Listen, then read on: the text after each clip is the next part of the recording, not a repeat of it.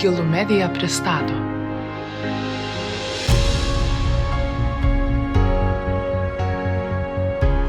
Marijos Elseikaitės Gimbutienės Senoji Europa. Ir aš labai vėlai atradau Gimbutienę. Archeologija su polėkiu, kas yra mokslo pasaulyje labai keista, labai neįprasta. Pajauta atrakina mokslui irgi yra raktas. Pati Gimbutienė, jos asmenybė yra mitologinė asmenybė. Yra tas pavyzdys, kuris veda į priekį. Mitai visada kalba apie tikrus dalykus, ar ne? Dievų gyvenimas yra tikras, didvyrių gyvenimas yra tikras. Ir mes tikime mitais, jie veda mus.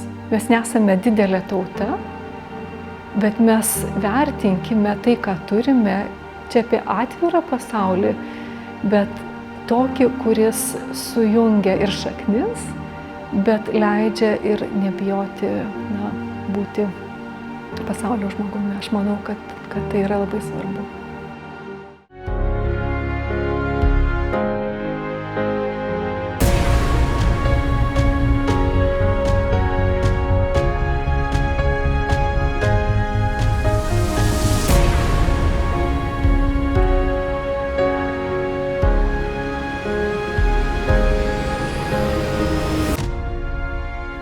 Prie Gimbutienės darbų reikia priaugti.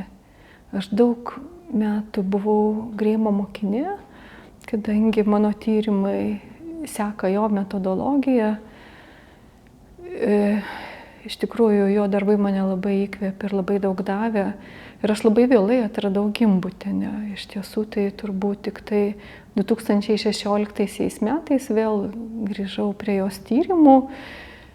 Dėl to, kad reikėjo rašyti lietuvių literatūros vadovėlių skyrių apie Mariją Gimbutienę. Ir aš ją pamačiau visiškai naujomis akimis. Tai kas man pirmiausia darė įspūdį ir labai mane sustiprino, tai pirmiausia jos drąsa būti moterimi mokslininkė. Ir tai, kad aš gilinausi ir tada sužinojau, kiek jai reikėjo įdėti pastangų, kad ji galėtų dirbti, kad ji galėtų laisvai dirbti ir skleisti savo idėjas ir kaip iš tikrųjų tai buvo sunku. Tai šita jos asmenybės pusė man nepaprastai pasirodė svarbi ir asmeniškai. Mus moteris mokslininkės irgi labai drąsina ir padeda. Tai yra toks labai galingas pavyzdys. Aš netgi sakyčiau, kad pati Gimbutienė, jos asmenybė yra mitologinė asmenybė. Yra tas pavyzdys, kuris veda į priekį.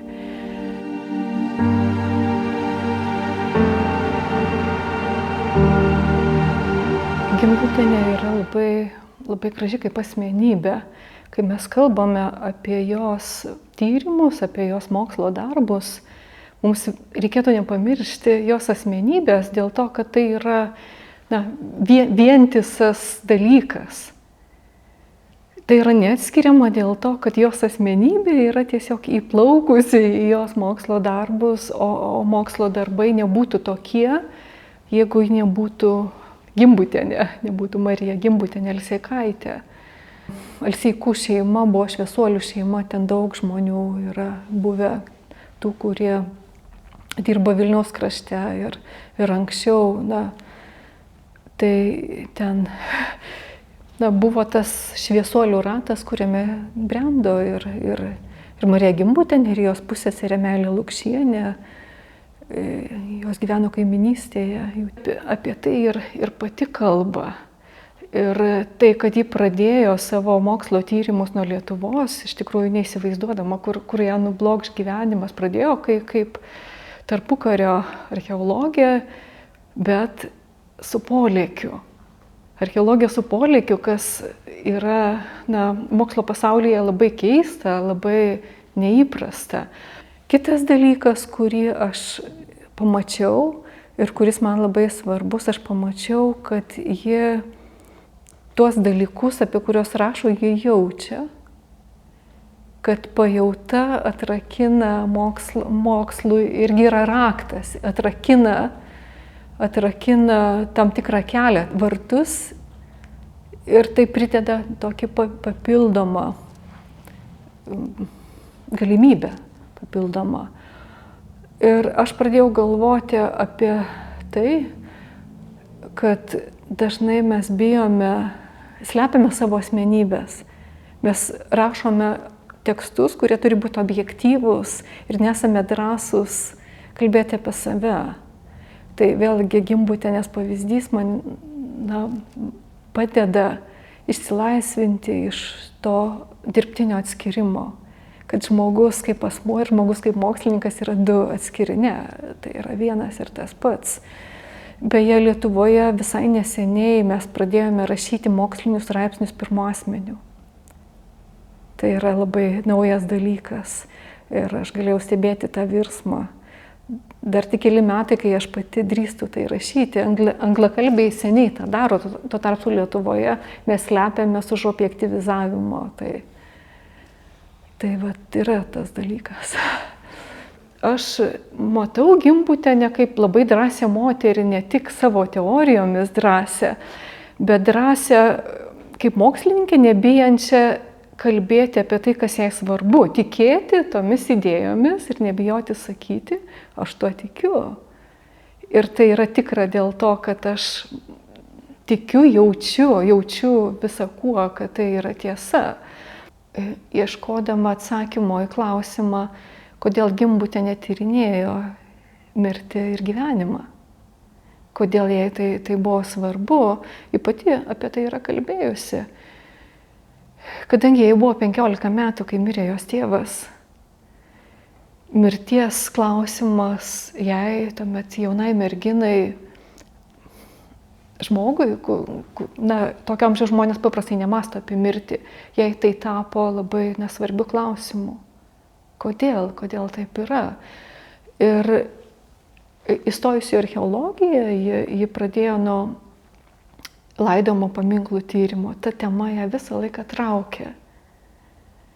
Ir tai yra labai gili tema, labai svarbi tema, kodėl yra mirtis, kam ji reikalinga, kodėl taip nutinka.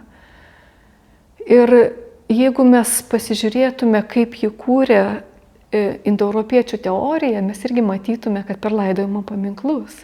Jos teorija dar vadinama kurganų teorija, tai yra pilkapių teorija. Kaip atrodė jų laidojimo paminklai. Tai ta tema išplaukia ir jos tokio asmeninio intereso, tai buvo asmeniškai svarbu. Tačiau kita priešinga tema, arba tos temos antroji pusė, gyvybės, irgi susijusi su jos asmeninė patirtimi, su jos mama, kuri jai buvo nepaprastai svarbi. Ir ta moteriška pusė, moteriška giminės pusėje padarė labai didelę įtaką ir ieškant savo tyrimų objekto vėliau, senosios Europos deivės, mano giliu įsitikinimu kyla iš to, kad jos šeimos moteris buvo nepaprastai stiprios. Ji pati buvo labai stipri, gyvendama Amerikoje vyrų visuomenėje ir keldama tokias visiškai naujas teorijas. Čia reikia prisiminti, kad jos mama buvo pirmoji lietuvių gydytoja, kuri buvo apsigynusi disertaciją, mokslų daktarė. Ir jos kelias yra, jos mamos kelias nuo ūkininko šeimos iki Vienos, iki Berlyno, kur gynėsi disertaciją ir galėjo irgi tapti akademiniu žmogumi, tačiau jį grįžo į Lietuvą. Taip pat jos teta, jos mamos sesuo irgi nepaprastai stipri moteris, irgi gydytoja, be galo šviesi.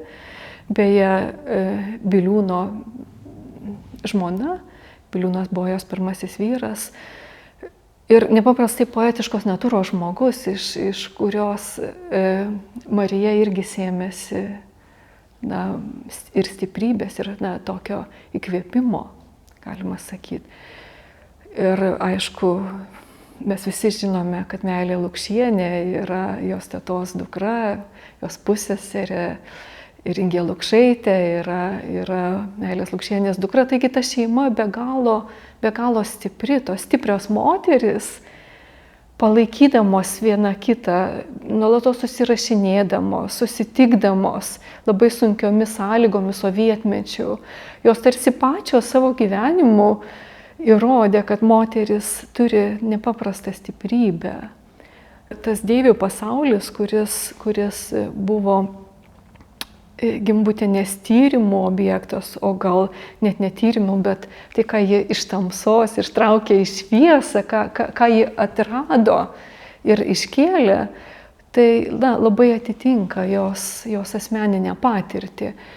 Kai aš skaičiau Gimbutienės susirašinėjimą su jos mama, iš ten labai aiškiai matosi, kad Marija vis pabrėžia, kad aš iš tavęs perimu tą stiprybę, tu mane stiprini.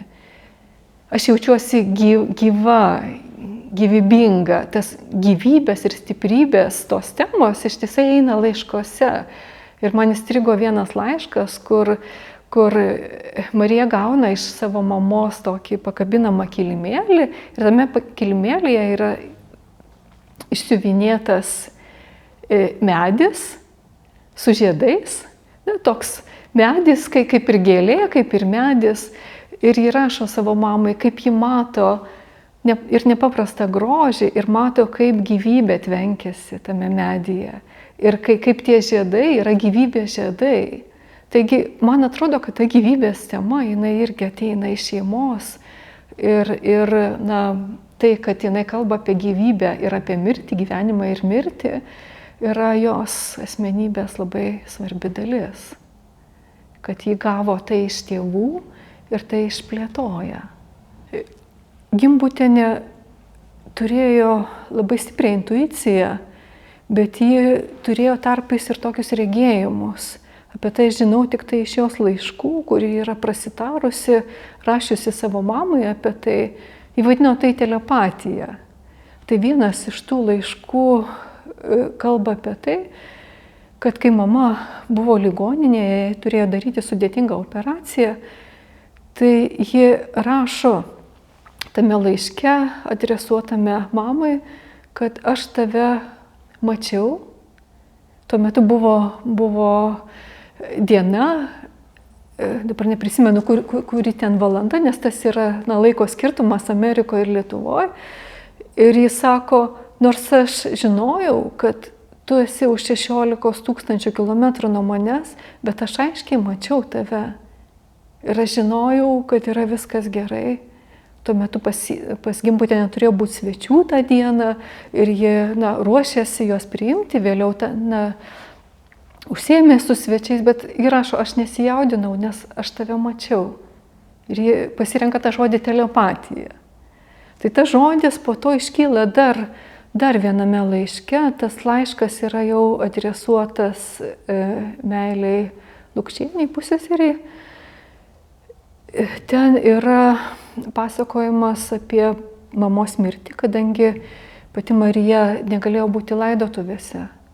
Tai buvo neįmanoma, prisiminkime, kad tai yra sovietiniai laikai, norint atskristi. Reikėjo ruošti daug dokumentų ir ilgai laukti. Ji neturėjo tokios galimybės, bet ji rašo apie tai, kaip ji mato tokį regėjimą, mato savo pusseserę ir kalbasi su ja, tarsi mintise kalbasi. Ir laiške jinai rašo, aš tave mačiau ir aš mačiau, kad tu mane matai. Reiškia, ir priduria, įvyko susijungimas. Nežiūrint to didžiulio atstumo, įvyko susijungimas. Mes buvome kartu. Ir vėliau jinai prašo, kad tame laiške, kad pusseserė, kaip ir atstovautų ją.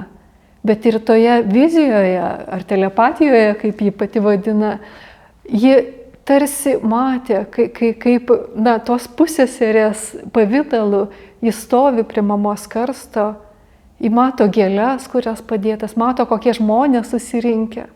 Taigi ji turėjo tos nepaprastus regėjimus, kuriuos negalime vadinti vizijomis, galima telepatija, kaip ji pati įvardijo.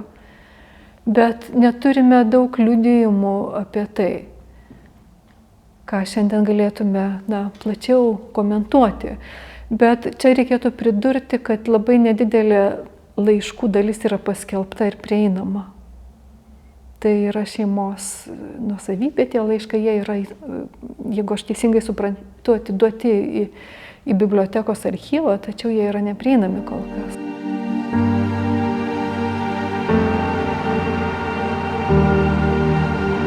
Jos mokslo tyrimo metodas, jis toks ir yra, galima sakyti, kad tai yra informacijos sintetinimas. Iš labai skirtingų šaltinių jinai sugeba tos duomenis suderinti ir matyti tam tikrą taką. Neužmirškime, kad ji dirbo su simbolinė medžiaga, ji dirbo su vizualinė medžiaga daug, ji ne tik tyrinėjo senosios Europos paveldą, vizualinį paveldą, skulptūrėlės, šventiklas, bet taip pat jos yra knyga apie lietuvių liaudies meną, tai yra apie simboliką, apie vaizdinius, kurie įkūnyti medžio drožiniuose, kryžiuose, kryždirbystėje. Ji pati mąstė simboliškai. Tai yra mokslininkė, kuri, galima sakyti, yra ir poetė. O kas yra poetas? Tai yra žmogus, kuris mąsto vaizdiniais, o vaizdiniais mes pagauname dalykus, kurių negalime logiškai nusakyti. Nes logika yra plokščia.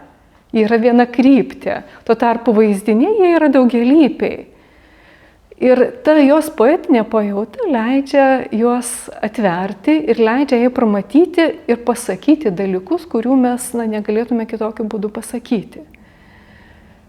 Tai yra labai didelė dovana mokslininkui, kad jisai gali intuiciją ir savo suvokimą, metaforinį suvokimą, poetinį suvokimą pasitelkti irgi kaip tyrimo galę, galima taip.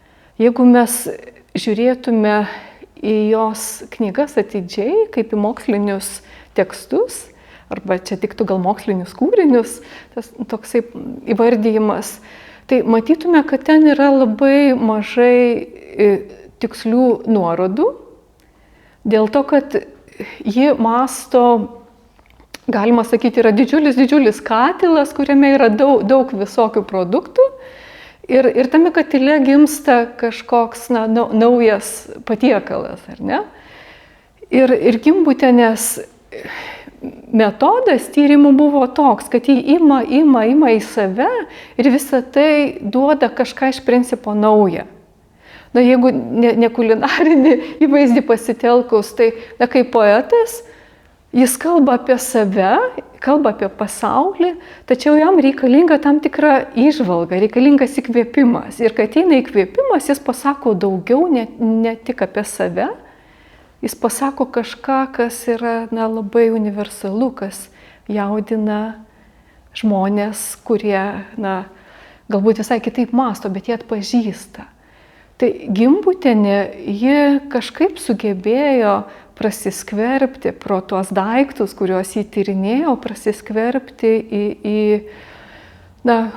atrasti gylį tame, kuris nenusakomas lengvai žodžiais, bet nusakomas vaizdiniais. Dėl to jos darbuose, ypač senosios Europos tyrimuose, yra labai daug vaizdinių ir palyginus nedaug logikos.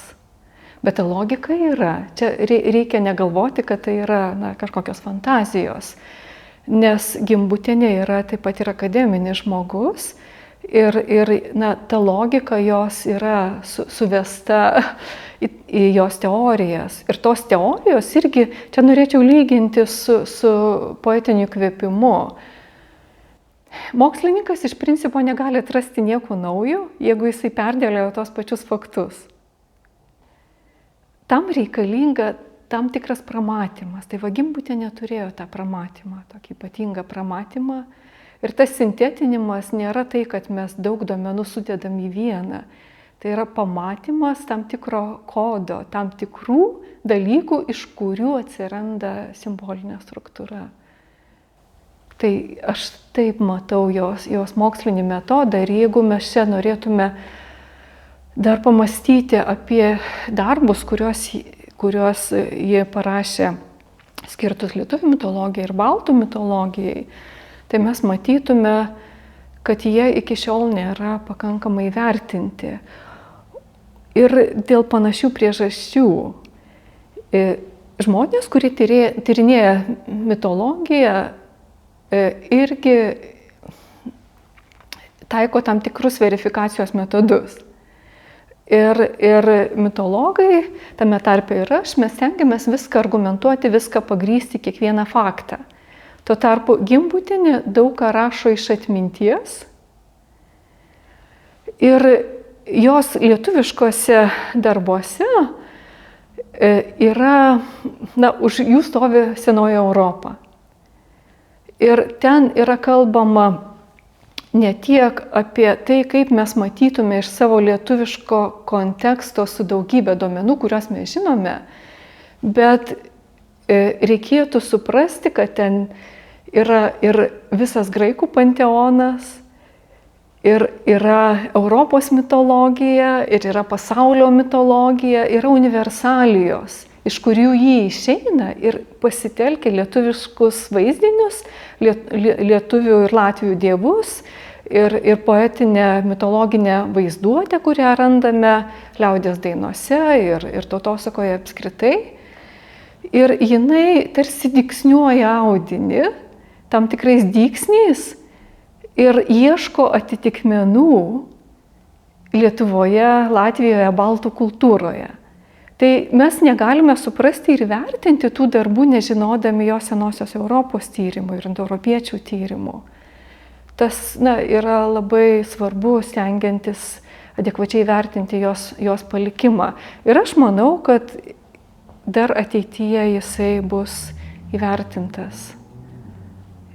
Čia galiu pateikti ir konkretų pavyzdį, kaip mitologija, ką aš matau vertinga iš jos mitologijos tyrimų, baltų mitologijos tyrimų. Man didžiausią įspūdį daro deivės Laimės ir deivės Raganos tyrimai, taip pat deivės Žemynos. Čia ji buvo pati stipriausia, nes senosios Europos deivių panteonas jis yra moteriškas.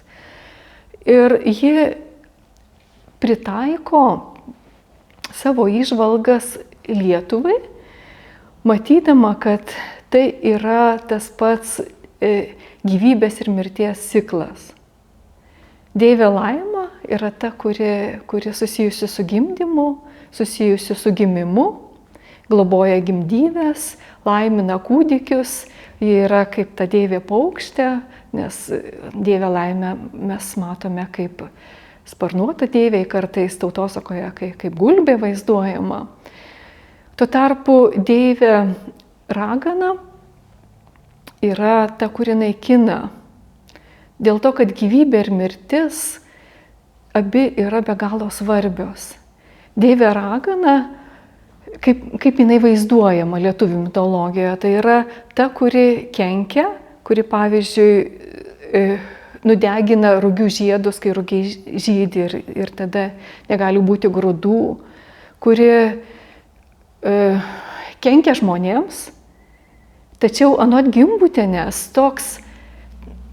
tokia veikla yra būtina dėl to, kad gyvybė turi savo ribas. Kaip ir mirtis turi savo ribas, taip ir gyvybė turi ribas.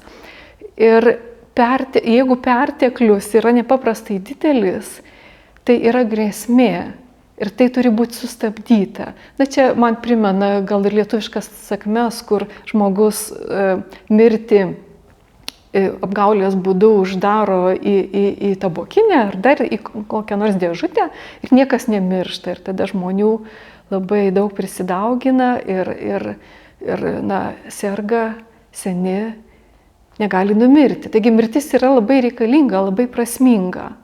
Gyvybė turi savo ribas.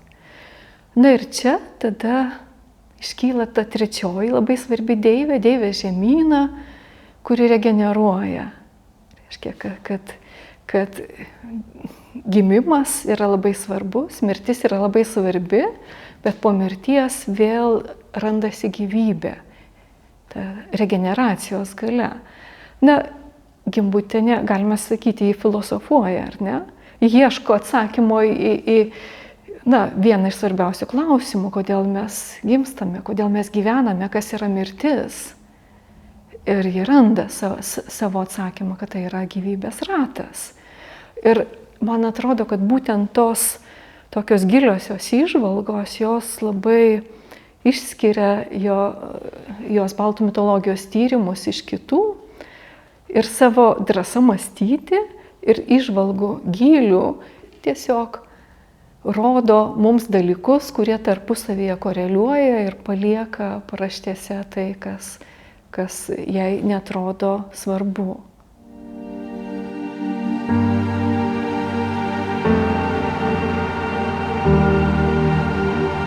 Yra dar vienas šaltinis, apie kurį verta kalbėti, ką pati Gimbutienė pabrėžia ir turbūt ne kartą.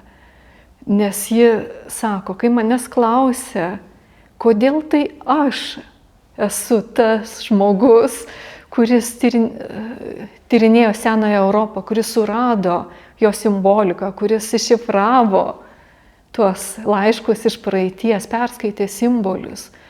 Kodėl tai esu aš? Ir ji sako, aš visuomet atsakau, kad aš tai atsinešiau iš to krašto, kuriame gimiau. Kad tai yra Lietuva, tas kraštas, ypatingas kraštas, kuriame mano vaikystės metais dar tekėjo šventupės, dar ošė šventieji miškai, dar buvo šventieji akmenys, kad visa tai yra jos pajauta. Ji tai atsinešė iš lietuviškos kultūros, kurioje tai buvo ne tik istorinis, kultūrinis paminklas ar ne, paveldas, bet tai buvo gyva. Nors ji pati buvo miestietė, gimusi Vilniuje, tačiau nemažai laiko praleido ir pas dėdės, bet ji pati atsimena jau tokį vėlyvesnį šiek tiek iš savo studijų laikų tokį įspūdį, kai ji nuvažiuoja rinkti tautosakos Dzūkijoje ir kaip ji mato, kaip sena močiutė pjauna rugius ir kaip ji kvėpuoja, kaip tuos judesius darydama ir dainuoja. Ir jinai mato, kad visa tai yra toks vientisas išgyvenimas judesio, dainos, kvėpavimo ir to žemės, ant kurios jis stovi. Kad tai yra patyrimas, kurį jį tarsi, ta moteris, kurią jis stebi, susilieja su žeme, jį gyvena žemės ritmu. Ir pati Gimbutienė stebėdama irgi tai jaučia, kas yra tas žemės ritmas. Jos nepaprastas jautrumas leido paimti iš tų šaltinių, iš Lietuvos kraštovaizdžio, iš žmonių, kuriuos jį matė, iš savo tėvų, iš savo giminių perimti visas nuostabias savybės ir tą nepaprastą jautrumą, pajautą, kasgi yra pasaulis, koks jis yra nepaprastai gražus. Prasmė yra šviesa ir meilė ir grožis, tada gyvenimas prasmingas, kai tie dalykai tave veda į priekį. Ir kad materiali tikrovė, tai kas materialu, tik tada yra prasminga, kuomet tu gali tai matyti menininko akimis. Kai, kas yra tos menininko akis, tai per tą jautrumą matyti ne tik daiktus, bet matyti tai, ką tie daiktai spinduliuoja. Tai yra iš tikrųjų nepaprasta. Ir aš manau, kad jos pačios prigimtis ir tie šaltiniai, kurie ją maitino, leido atsirasti ir jos tikrai nepaprastiems darbams.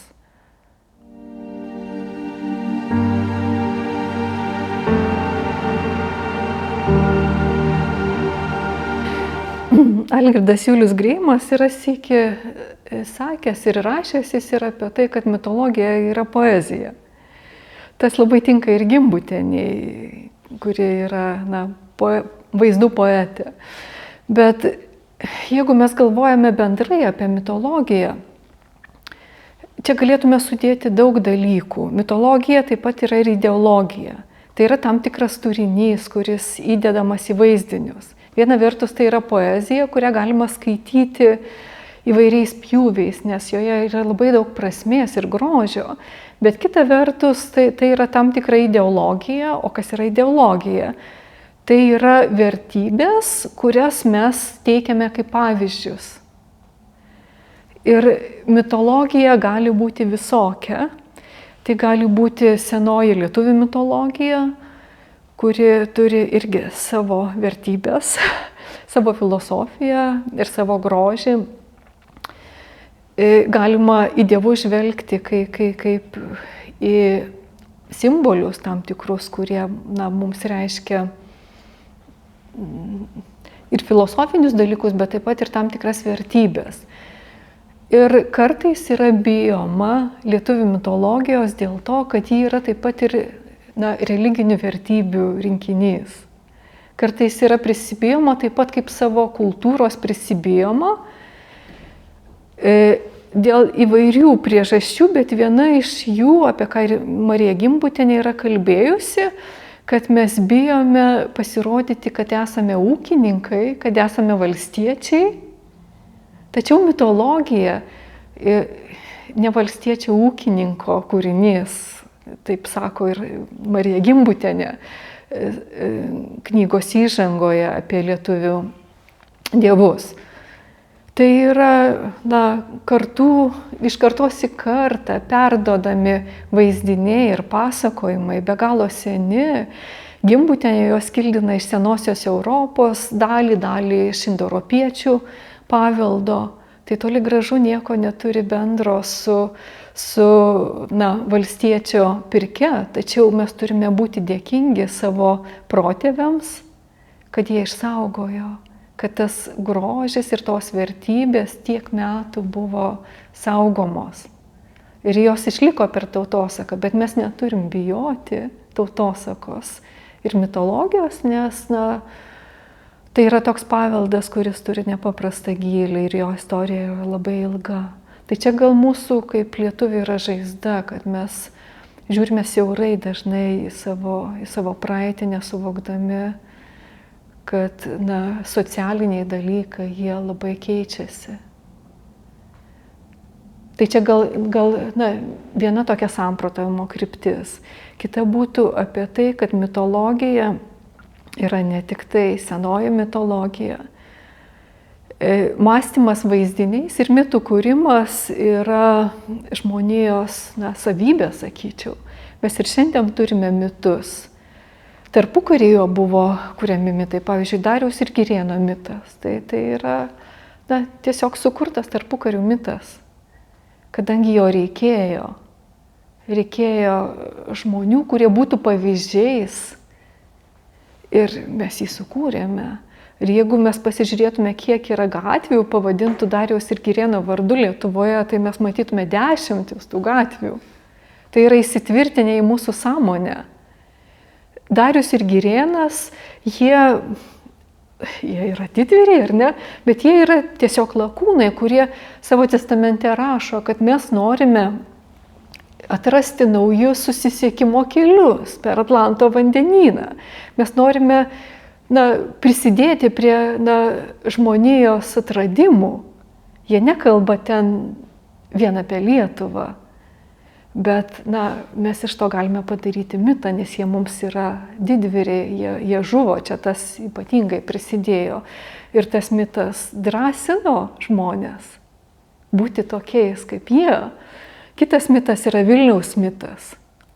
Be galo galingas mitas, apie tai yra ir atskira knyga parašyta istorikų.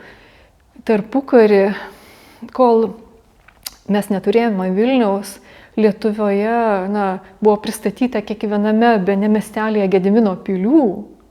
Tai buvo tokia idėja, kuri buvo ir be galo skaudi, bet buvo ir labai svarbi, nes Vilniaus buvo siekiama, buvo statomi vaidinimai, buvo kalbama apie tai, šaulių grupės ruošėsi Vilniaus atsiėmimui. Buvo daugybė ir kultūroje, ir mene, ir literatūroje to mito išraiškų.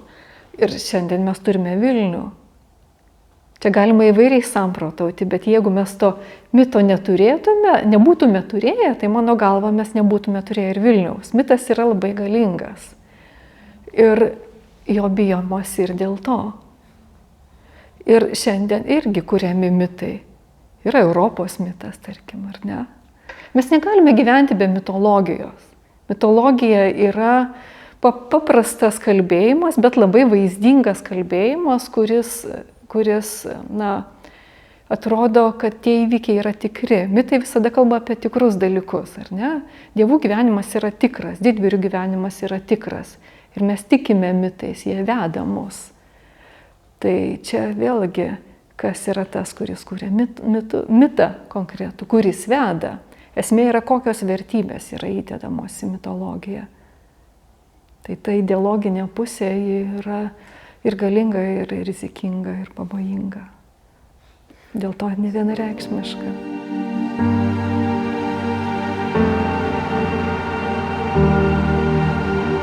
Turbūt yra ne vienas skaudus dalykas mūsų tautos istorijoje.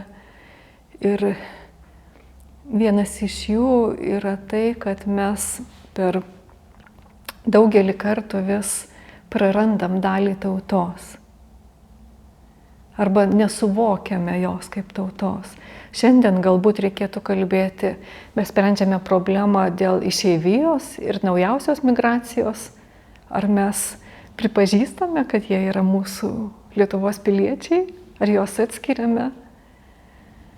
Tai tas vyko daugelį kartų. Jeigu mes pažiūrėtume į istoriją, tai turbūt nuo Mindaugo laikų turėtume apie ką pasamprotaut, kaip tauta plečiama, kaip jį vėliau siaurėja, kaip Lietuvos sienos išplatėja, vėl nesugrįžta, bet lieka labai siaurose rėmuose, netgi Gudijoje gyvenantys lietuviai, jie jau nepateko į mūsų Lietuvos Respublikos teritoriją. Daug migracijos bangų, XIX amžiaus migracija, XX amžiaus pradžios migracija. Ir mes nesame skaitlinga tauta. Ir nuolatos jaučiame pavojų, kad galime išnykti. Turime daug pavyzdžių, kaip kultūros tautos išnyksta. Ypač kolonizuotos tautos, užkariautos tautos. Šiandien mes tarsi ir neturime tos tiesioginės grėsmės, jeigu nekalbėsime apie geopolitinės įtampas. Tačiau visada budi tas klausimas, išlikimo klausimas. Ir mums dėl to svarbu, kaip mes atrodome kontekste, pasaulinėme kontekste. Kiek yra žmonių, kurie yra svarbus visai žmonijai, ar Europai, ar pasauliui. Ir yra labai svarbu turėti tokių žmonių, kurie būtų pasaulio žmonės gerąja prasme. Ir tam būtina švietimas, kokybiškas švietimas, tam būtinas išsilavinimas. Ir kad žmonės galėtų atskleisti savo talentus, savo galimybės. Aš manau, tai Gimbutienė turi omeny, kai ji kalba, kad ne kiekybė, o kokybė yra svarbu. Mes nesame didelė tauta, bet mes vertinkime tai, ką turime ir puoselėkime ir sudarykime galimybės žmonėms atsiskleisti ir tapti matomiams dėl to, kad turime tas galimybės. Čia apie atvirą pasaulį, bet tokį, kuris sujungia ir šaknis, bet leidžia ir nebijoti būti pasaulio žmogumi. Aš manau, kad tai yra labai svarbu.